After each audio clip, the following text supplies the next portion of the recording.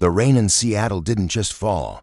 It haunted the streets like a cold, gray ghost. On that Saturday, December 20th, the air was sharp enough to sting my lungs as I returned from my morning walk. I am Arthur, a man who spent 40 years behind a pharmacy counter, meticulously measuring chemicals that could either heal a person or end them. Accuracy was my life. As I pushed open the heavy oak door of the house I'd owned for nearly 4 decades, the atmosphere hit me before I even saw them.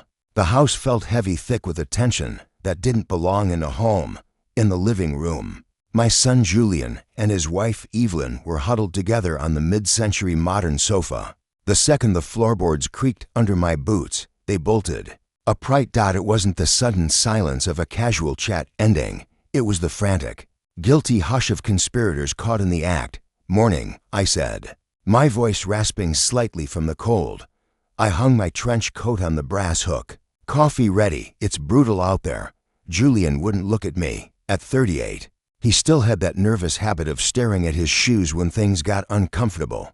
"Yeah, Dad." Evelyn just made a fresh pot. Evelyn, however, met my eyes with a smile that felt like a surgical blade, bright, polished, and cold. "I'll get you a cup, Arthur," she said, standing up with a suddenness that felt rehearsed. "I've added a little something special today, a holiday treat." I watched her retreat into the kitchen. Julian immediately buried his face in his phone, his thumbs flying across the screen as if he were trying to text his way out of the room. "Everything okay, Julian?" I asked, leaning against the doorframe. "Yeah, Dad, just work. You know how the end of the year is." He still didn't look up. I headed to my study, but my mind was already cataloging the red flags. Retirement had stripped me of my white coat, but it hadn't taken away my ability to read people. I had spent a lifetime watching patients try to scam me for extra refills or forge prescriptions with a shaky hand. Evelyn had all the tells of a liar.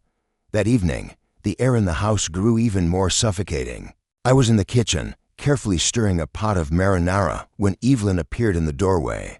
She was dressed in what I called her executioner's outfit, a sharp navy blazer and tailored slacks. She looked like she was about to deliver a corporate layoff notice. "Arthur, we need to talk about the Christmas logistics," she said, her tone artificial and chirpy. "I'm listening," I replied, not breaking my rhythm with the wooden spoon. "Well, my parents, Eleanor and Winston, are driving up from the coast. They'll be here for the full week, and with the 3 of us already here, it's going to be quite a squeeze." She paused, waiting for me to help her. I didn't. "So," she continued, her smile tightening, "Julian and I thought it might be better if you stayed at the Four Seasons downtown for a few days. Our treat. It'll be like a little vacation for you, and we'll have the space we need to be a family." The spoon stopped. I turned slowly to face her. The audacity was breathtaking. "You're asking me to leave my own home so your parents can be comfortable?" Evelyn's eyes hardened. The mask was slipping. "My parents are very particular people, Arthur. They appreciate a certain standard. And let's be honest, you've been a bit cluttered lately." "Julian agrees, don't you?" Julian appeared behind her, looking like a man facing a firing squad. "Dad, it's just for a few days. It might be easier for everyone. This is my house," I said, my voice low and vibrating with a quiet fury. "I built this life. Your parents are welcome as guests, but I am not moving into a hotel like an unwanted ghost." The change in Evelyn was instantaneous. Her face went pale, then a dark, ugly red.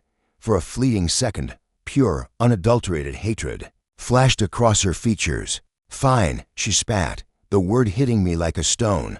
"I'll tell them you'll be joining us. I'm sure they'll understand." She turned on her heel, her designer shoes clicking aggressively against the hardwood as she stormed away.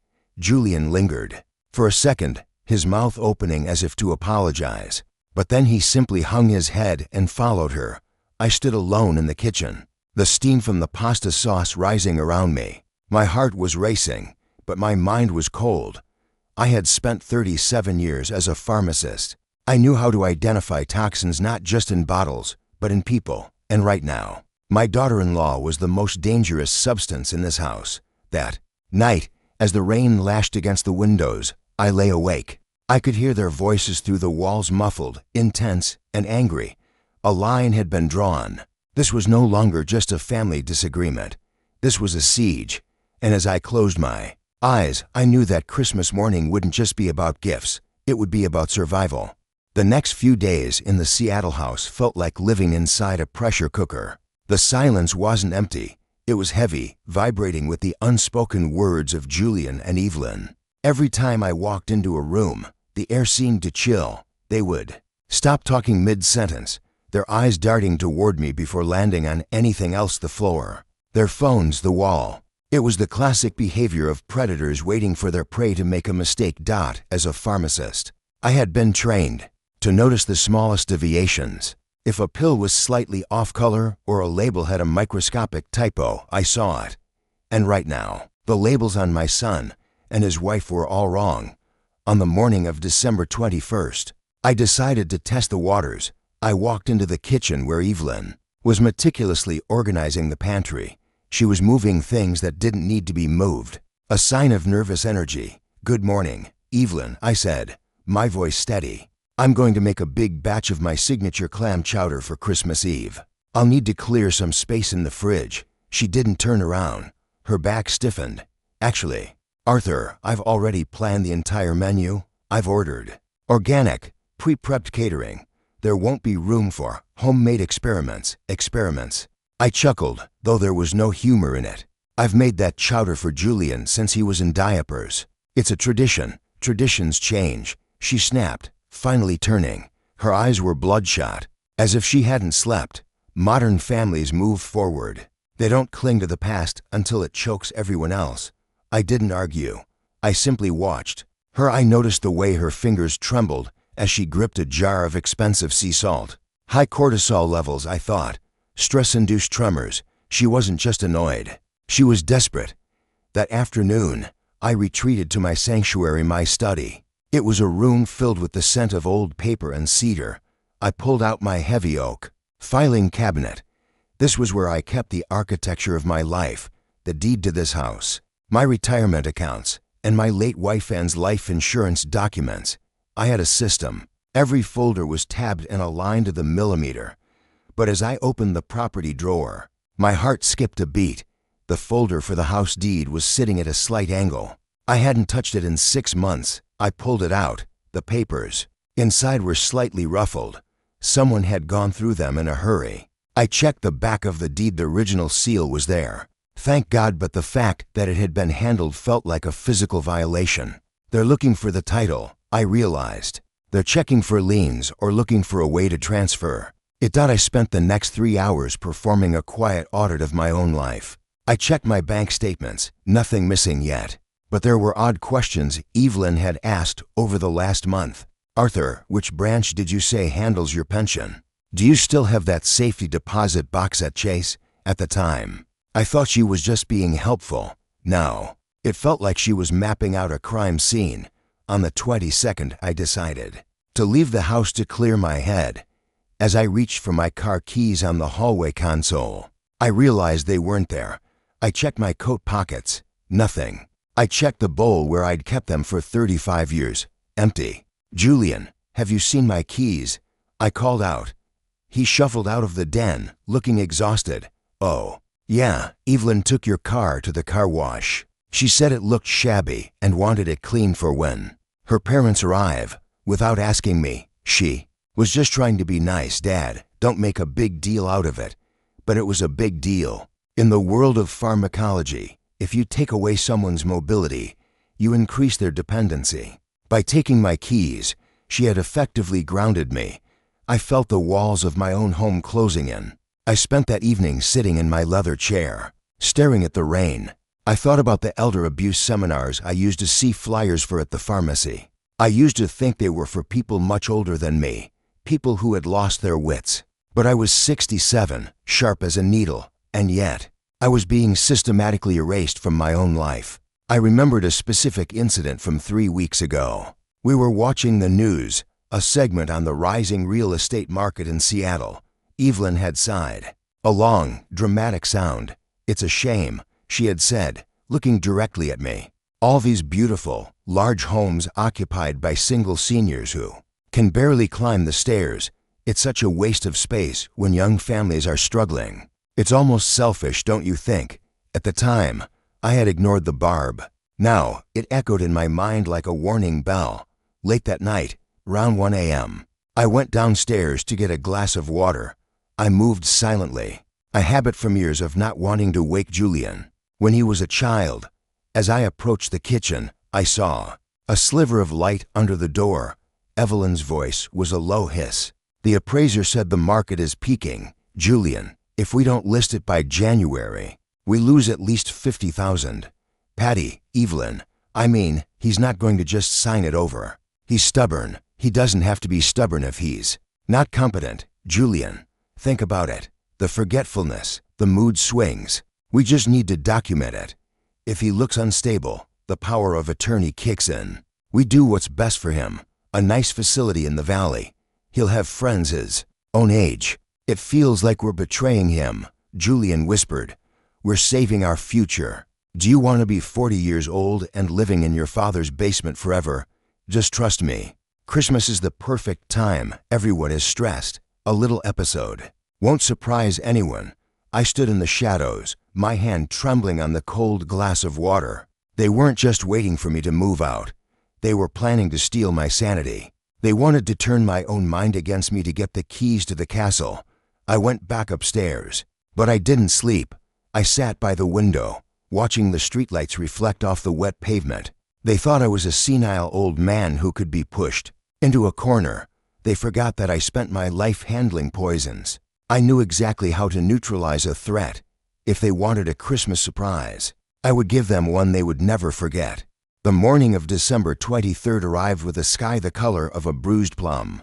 I woke up not with the grogginess of an old man, but with the sharp, cold clarity of a soldier behind enemy lines. I knew their plan now. They wanted to paint me as incompetent, a senile burden, so they could liquidate my life and turn this house into a $700,000 paycheck. I needed to get out of the house to think, but my car keys were still missing. I decided to play along.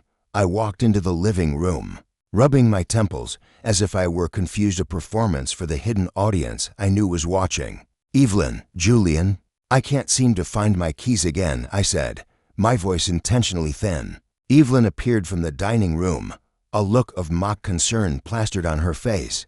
Oh, Arthur, you asked me that yesterday. Don't you remember? I told you I took the car to the shop because the brakes felt soft. It won't be back until tomorrow. Lie number one. I knew my brakes were perfect. I'd had them serviced last month. Ah, right. My mistake. I mumbled, looking down at my slippers. Must be the weather. Everything feels foggy. I saw the quick, triumphant glance she shot toward Julian. I had given her exactly what she wanted, a symptom. I decided to go for a walk. The Seattle mist turned into a steady drizzle as I trekked down the hill toward the local coffee shop, the Emerald Grind. My legs were stronger than they let on. I walked for miles every day, a habit that kept my heart rate steady and my mind sharp. As I approached the cafe, I spotted a familiar face jogging across the street. Oliver, a local realtor who lived 3 houses down.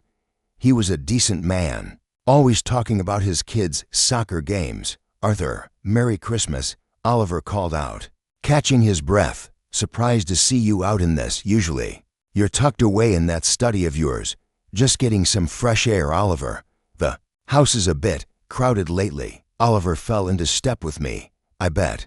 But hey, I saw Evelyn at the office the other day. Well, not my office, but Summit Realty downtown. I assume you guys are getting serious about the diversification she mentioned. My blood turned to ice, but I kept my face as still as a frozen lake. Diversification, right? She's always thinking ahead. Smart move, Oliver said, oblivious to the bomb he'd just dropped. Mark Davis from Summit is a shark, but he gets top dollar for these craftsman-style homes.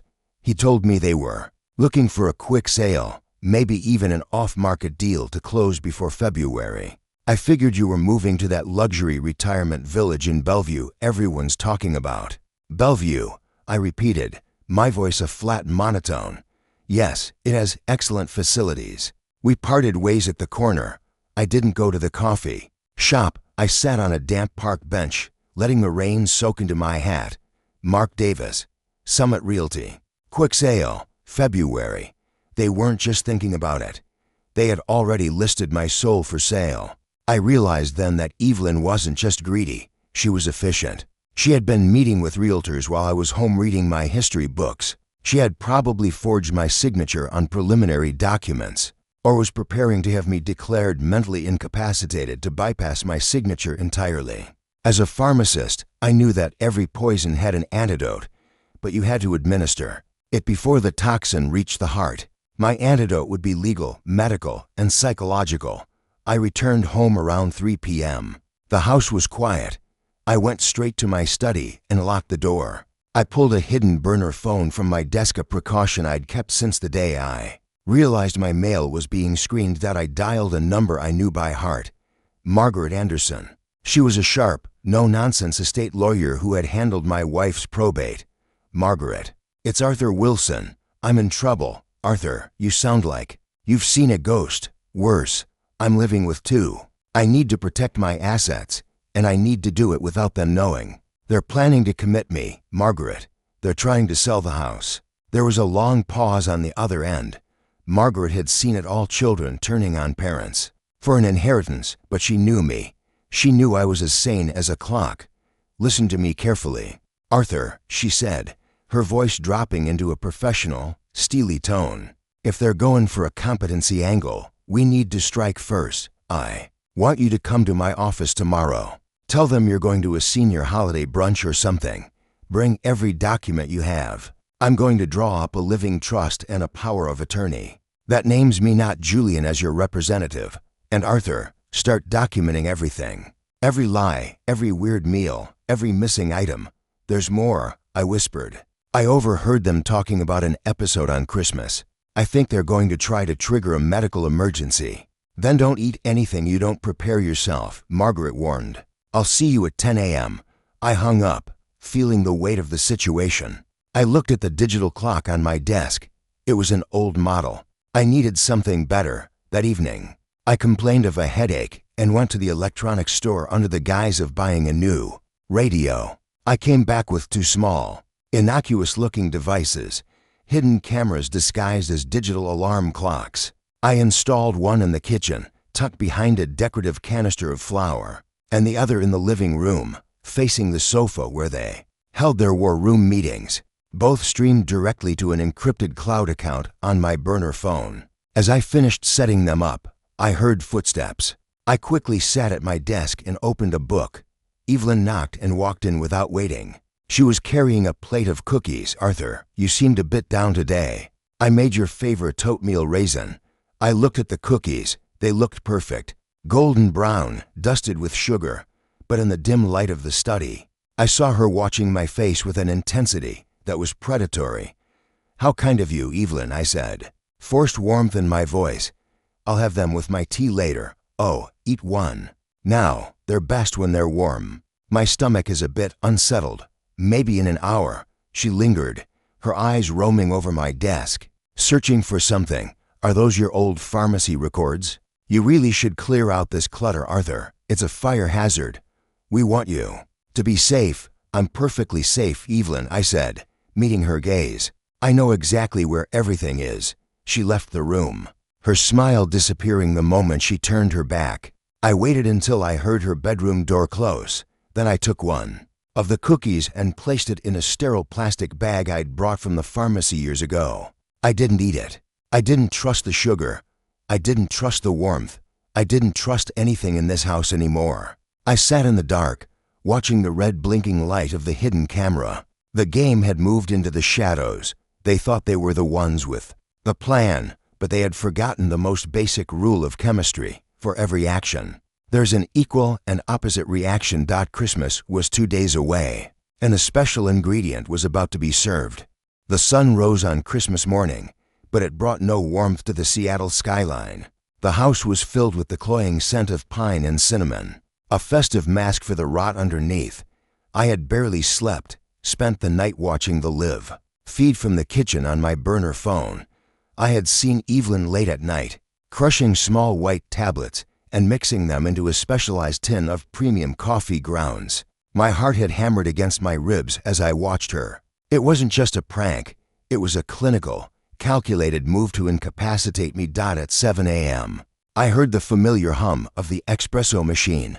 I dressed in my best wool sweater, looking every bit the harmless grandfather, and headed downstairs. Evelyn was there, looking radiant in a cream-colored silk robe. She was humming a carol, her movements graceful and fluid. When she saw me, her face broke into a brilliant, practiced smile, the kind of smile you see on a pharmaceutical ad for a drug with deadly side effects. "Merry Christmas, Arthur," she chirped. "I've started the day with something special, a peace offering." She held out a steaming white ceramic mug. The aroma of rich, dark coffee was powerful, but underneath the roasted beans and the dash of vanilla she'd added, my nose caught it, a faint, metallic, and slightly bitter undertone. As a pharmacist, my brain immediately started a mental toxicology screen. Senna, no, too mild. Magnesium citrate, possibly, or maybe a high-dose sedative. Whatever it was designed to make me ill enough to be tucked away in my room while her parents arrived to witness my decline. "Thank you, Evelyn," I said, my voice steady. "That's very thoughtful of you. Let's start the holiday fresh." I took the mug. It was hot against my palm. "Drink up while it's hot, Arthur. It's my grandmother's secret blend. It's best before it gets bitter. Before it gets bitter." The irony was almost poetic. "I just need to grab my glasses from the study," I said, holding the mug. "I'll be right back." "Oh, I'll hold it for you," she offered, reaching out. "Nonsense, I can manage." I walked toward the study, but as soon as I turned the corner and was out of her line of sight, I moved toward the hallway console. On it sat another identical white mug, Julian's coffee, which Evelyn had just set down. With the practiced speed of a man who had spent decades handling delicate glass vials, I switched them. I walked into the study, waited 10 seconds, and then walked back into the kitchen, holding my mug, which was actually Julian's clean coffee. I took a long, slow sip. "Excellent," I said, meeting her eyes. "Truly special."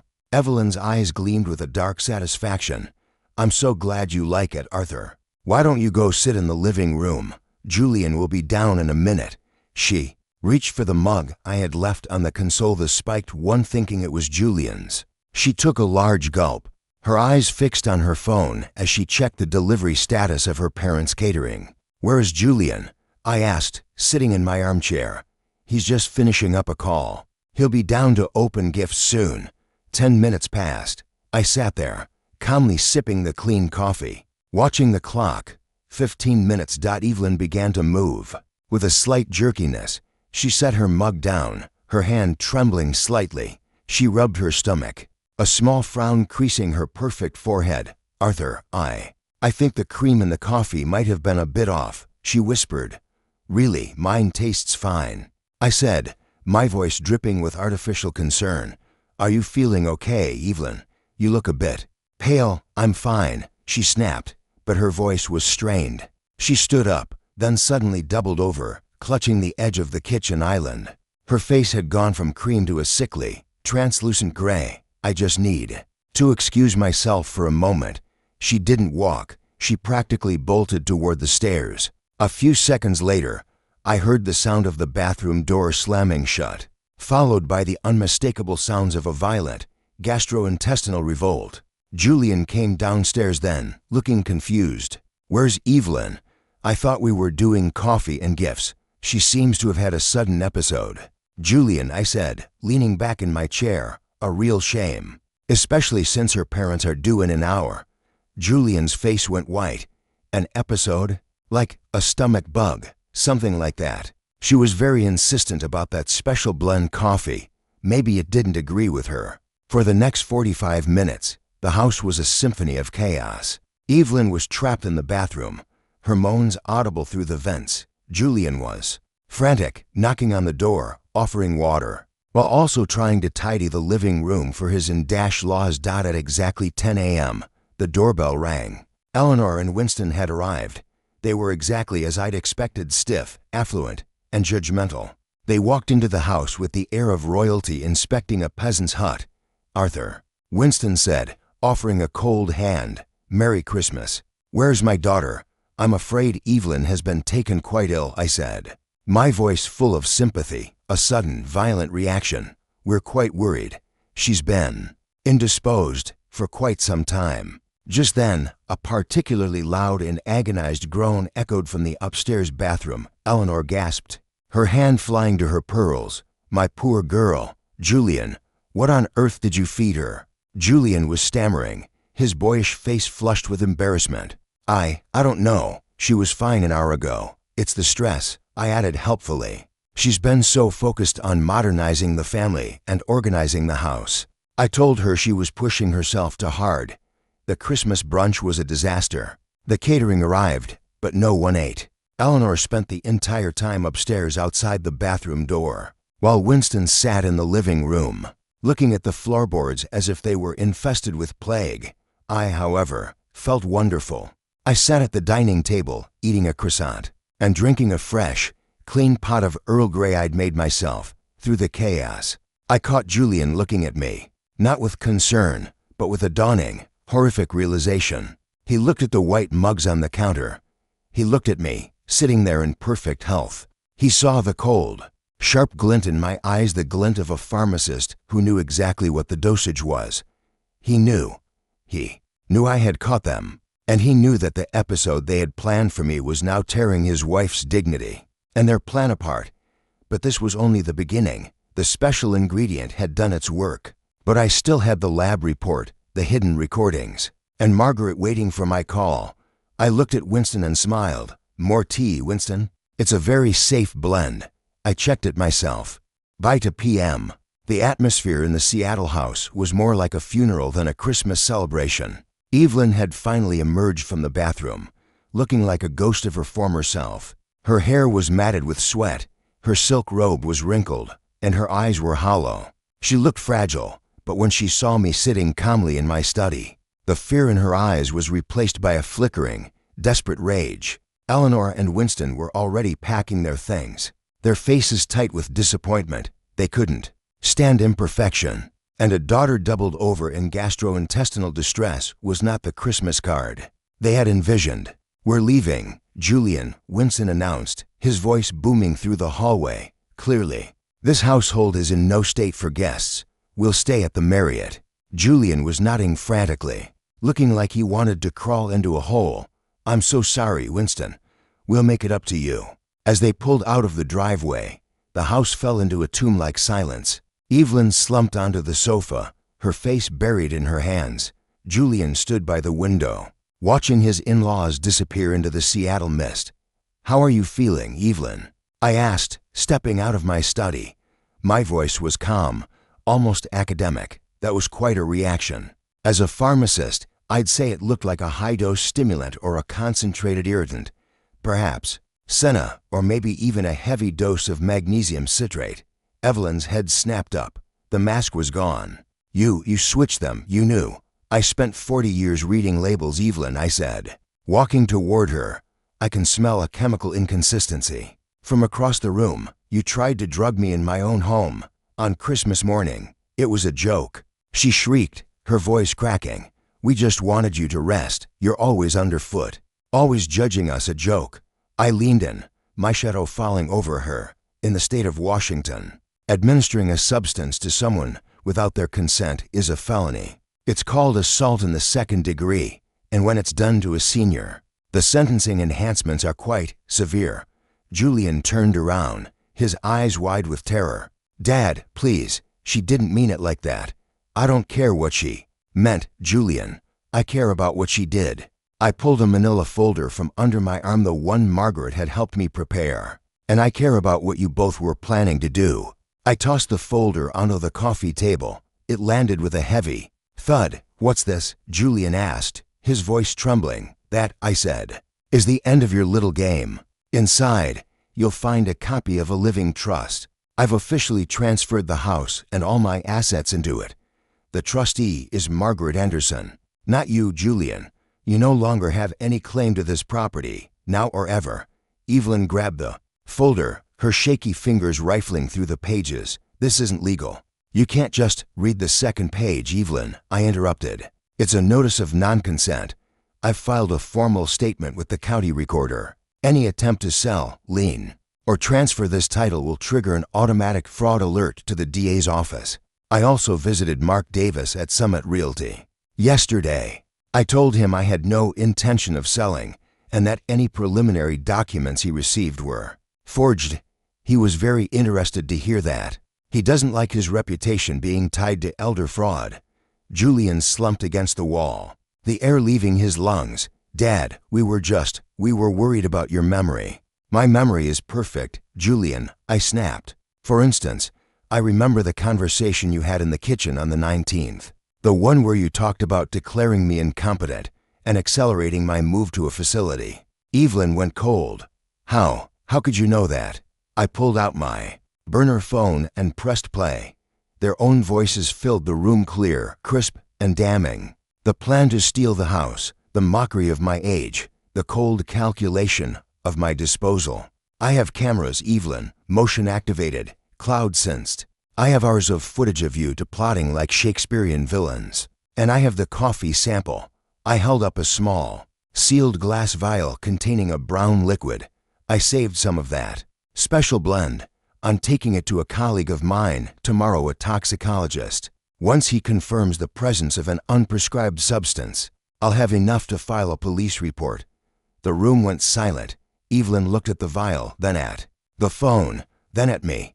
For the first time, she realized she wasn't dealing with a senile old man. She was dealing with a professional who had spent his life managing controlled substances. What do you want? She whispered. The fight finally drained out of her. I want my house back, I said, my voice as hard as flint. You have 48 hours. Pack your things, every designer bag, every tailored suit, every piece of modern furniture you brought in here. If you are not gone by the 27th, I'm going to the precinct with the recording and the lab results. Dad, you can't throw us out onto the street. It's winter, Julian cried. You were going to throw me into a facility and sell my life's work, Julian, I said, looking my son in the eye. Consider yourself lucky I'm giving you 48 hours. If it were up to my lawyer, you'd be in handcuffs tonight. I walked toward the stairs, but stopped at the bottom step. One more thing. I've already changed the codes on the security system and the gate. My lawyer has a copy of everything. If anything happens to me, a slip and fall, a sudden heart attack, the footage goes automatically to the authorities. With a pre-written affidavit, I climbed the stairs, leaving them sitting in the wreckage of their greed. For the first time in years, the house felt like it was mine again. The legal hammer had fallen, and the foundation they had tried to steal was now an unshakable fortress. I went into my room and locked the door. I sat by the window and watched the rain turn into soft, white flakes of snow. It was a beautiful Seattle Christmas, after all. The morning of December 27th arrived in Seattle with an unnatural silence. Snow had laid a white shroud over the entire city. The low rumble of a moving truck parked outside the house shattered that quiet. I pulled back the curtain of my study window and saw Evelyn and Julian loading the last of their belongings into the truck. Evelyn's pride, her carefully maintained perfect hostess mask, had completely collapsed. She wore an old jacket, her hair unkempt, rushing back and forth in visible frustration. Julian's face was heavy with regret. For every step he took forward, he seemed to hesitate 10 times. I went downstairs and brewed myself a fresh cup of coffee this time. Every step done with my own hands. When they came inside to collect their final box, I was already seated at the dining table, waiting for them. We need a little more time, Arthur, Evelyn said irritably. The truck is full. We'll have to make another trip. No, I said firmly, gesturing toward my watch. The 48 hours are up. At noon, the locksmith will be here. Anything left behind goes to charity. Julian stepped forward, tears in his eyes.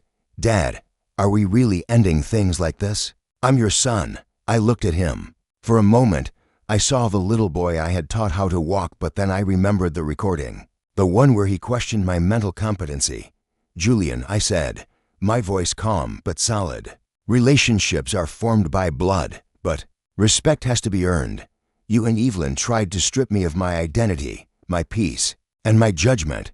You didn't see me as a father, you saw me as property. A son is someone who becomes his father's support, not the one who pulls the ground out from under his feet. Evelyn grabbed Julian's hand and dragged him toward the door. Come on, Julian. Leave him alone in this old house.